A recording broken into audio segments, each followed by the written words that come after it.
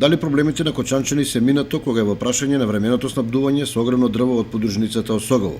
Ова прашање станува актуелно, откако од Кочанското шумско стопанство излегува со понуди до вработените во повеќе образовни и други институции и организации, дека доколку склучат договори за набавка на буков или дабов огрев, количините ќе ги добијат уште напролет.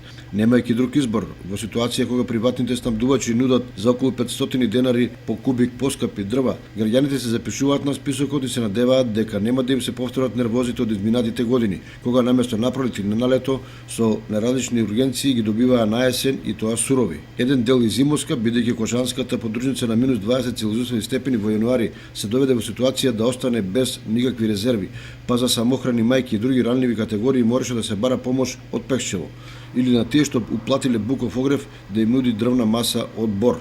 Па снајдуваме се. Па од дека најдеме? Од Мородвис на приватно. Па уште не сме и старите изгорели. Ама нешто и тегаво, цените многу скапи. У шумско стопанство платиме уште од ланските, парите ни ги зеда, дрвата ги нема. Не, никако. Сега само готово по 3000 динара. Кој се снајде, кој не. Претежно на приватен начин се обезбедува. Немам до сега пракса, имам некои врски со пријатели, јас за нечисто се занимавам, компензација правам повише. Тие се ние од подплатна сами се набаваме. Значи дават, има пензионерите кој сака да се плати, земе си, тоа е уред. Прашањето е што револуционерно се случи на почетокот на годинава, па проблематично подружницата да понуди организирано, квалитетно и навремено снабдување со огревно дрво.